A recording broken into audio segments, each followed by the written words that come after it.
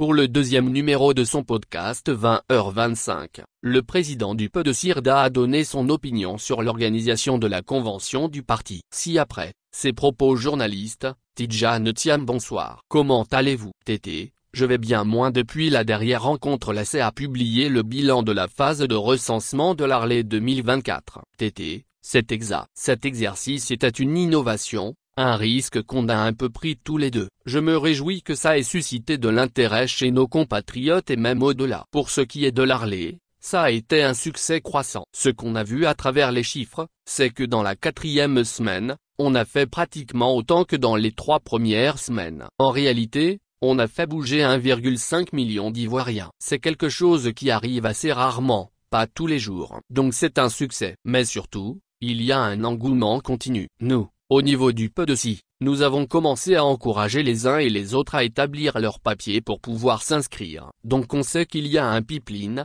une réserve de personnes, d'Ivoiriens qui souhaitent s'inscrire, qui est très importante. Nous souhaitons une nouvelle Arlé en 2025, et en février pour être précis. Nous souhaitons 3 semaines de Arlé en février, que tous les Ivoiriens, les centaines de milliers d'Ivoiriens aujourd'hui qui ont fait l'effort d'obtenir leurs papiers, qui sont prêts à s'inscrire, est l'opportunité qui est fondamentale pour que notre démocratie fonctionne. Moins est-ce possible? Est-ce réaliste? Tété, c'est absolument possible et réaliste, et je trouve des encouragements dans ce qui s'est passé dans 2 pays proches du nôtre, au Sénégal et au Ghana. Vous avez vu qu'il y a eu des élections apaisées et une alternance paisible. Et moi j'aime bien faire mentir les détracteurs de l'Afrique, puisqu'on a montré, à travers ces 2 exemples-là qu'en Afrique de l'Ouest, on peut faire une alternance apaisée. Au Sénégal, la majorité sortante a été battue, elle est partie. Au Ghana, le vice-président, que je salue vraiment très chaleureusement, a concédé la défaite avant même que les résultats officiels soient connus pour éviter qu'il arrive malheur à quelque Ghanéen que ce soit. Donc mon souhait le plus cher est que nous vivions en 2025, une expérience comparable en Côte d'Ivoire. Moins autre type d'actualité, vous et le PDCIRDA sont les sujets. Tété, je vais vous arrêter parce que j'ai vraiment beaucoup à dire là-dessus, en particulier sur la fameuse convention. Je vais faire essentiellement 3 commentaires. Le premier, c'est que quand j'ai été élu fin décembre 2023, ça a été une majorité écrasante, 96,5%. Que dans l'enthousiasme de cet événement, on est plus de 4000 personnes qui ont voté pour moi, ont exprimé le souhait que je sois le candidat du parti à la présidence de la République. Maintenant, cela ne change rien à nos textes et nos textes sont clairs. Ils disent qu'il faut tenir une convention. Mais cette convention, franchement, va être une formalité. Parce que le résultat en est déjà connu. Donc il faut arrêter le psychodrame autour de ça. Nous respecterons nos textes. Il y aura une convention. Ceux qui veulent être candidats pourront l'être sans aucun problème. Il ne faut pas s'inquiéter là-dessus. Deuxième commentaire que je veux faire sur la convention, c'est que c'est un événement politique d'importance majeure qui doit désigner celui qui va porter les couleurs du PDCI à l'élection présidentielle. Il faut que ceux qui font ce choix fassent un choix informé. C'est-à-dire que c'est utile que ce soit aussi tard que possible,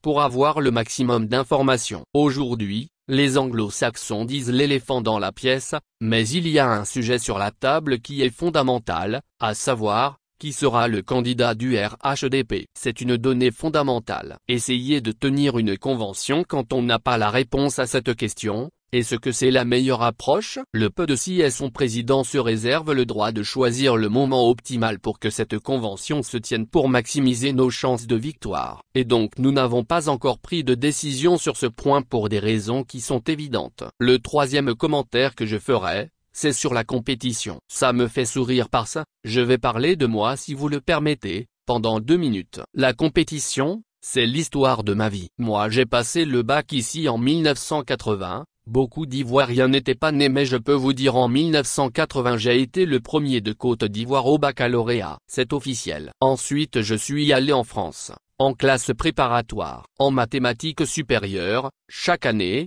À mon époque, il y avait environ 40 000 personnes qui allaient en prépa et il y en a 300 qui vont à Polytechnique. J'étais parmi les 300. Je suis allé à l'école des mines où il y a 120 à 140 personnes. J'ai été major. Après toutes sortes de péripéties, j'ai fini à Londres par être nommé directeur général de Prudential. Mais le processus qui fait qu'on est nommé directeur général d'un groupe de telle taille qui a plus de 1000 milliards de dollars de total de bilan, C'est un processus hautement compétitif avec un comité qui sélectionne des candidats, qui les évalue. En finale, c'est officiel, je peux dire son nom, c'est Nicolas John qui a fait Oxford, qui a été patron des activités chez Prudential au Royaume-Uni, et c'est moi qui ai été choisi. Donc les postes que j'ai occupés dans ma carrière, je les ai eus au mérite, pas par filiation. Je les ai eus au mérite à chaque fois. Donc qu'on me dise que moi, avec un profil pareil, j'ai peur de la compétition. Mais j'ai peur de qui? La compétition de qui? J'ai été affronté aux meilleurs cerveaux, les gens les plus compétents dans différentes géographies. Si le Crédit Suisse est venu me chercher à Londres, ce n'est pas moi qui suis allé vers eux,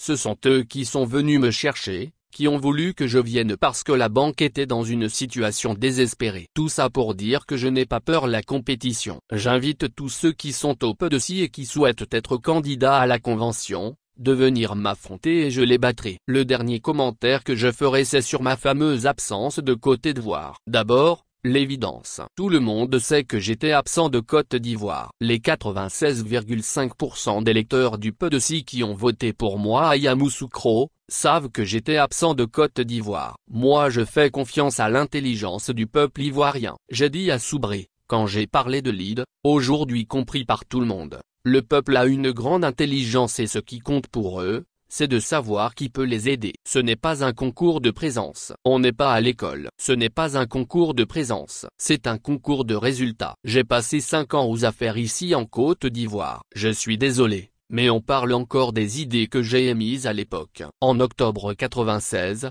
2 ans après mon arrivée dans ce pays, j'ai présenté ce programme des 12 travaux de l'éléphant d'Afrique que 30 ans après, on est encore en train de réaliser. Donc les Ivoiriens ne doutent pas de ma capacité à créer une vision, à la vendre et ensuite à l'exécuter et à la réaliser. Voilà tout ce que j'ai à dire.